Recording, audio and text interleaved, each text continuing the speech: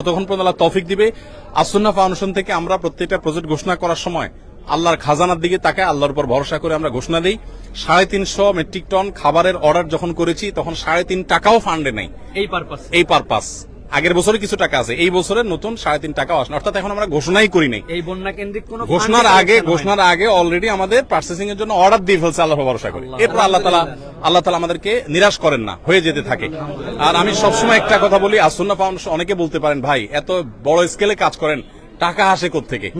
আপনারা অবাক হবেন যে গত 24 ঘন্টায় 3 লক্ষের বেশি ডিলিংস হয়েছে, অর্থাৎ 3 লক্ষের বেশি ট্রানজাকশন হয়েছে। 3 লক্ষের বেশি মানুষ টাকা দিয়েছেন, কেউ 5 টাকা, কেউ 1 টাকা, কেউ 500 টাকা, কেউ 50,000, 1 লাখ টাকা। আমাদের এখানে কোনো বড় লোকের টাকা ফাউন্ডেশন চলে না।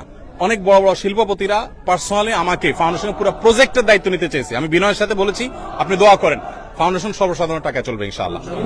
ধন্যবাদ সবাইকে। আমরা জানি এর আগেও যখন সিলেট সুনামগঞ্জে আমরা কাজ করেছি, বন্যার টাটকা অবস্থায় কাজ করা যায়, কিন্তু পুনর্বাসনের সময় মানুষের আগ্রহটা কমে যায়। আর দ্বিতীয়ত যখন একটু বন্যা কমতে শুরু করে তখন যে মেডিকেল ক্রাইসিস হয়, এক্ষেত্রে ডাক্তারদের জন্য আপনার যদি কোনো পরামর্শ থাকে।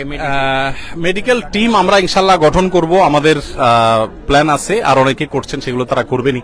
আর এর বাইরে যেটা আছে সেটা হলো পুনর্বাসনের জন্য আমরা এবছর প্ল্যান করেছি, নিয়ত করেছি।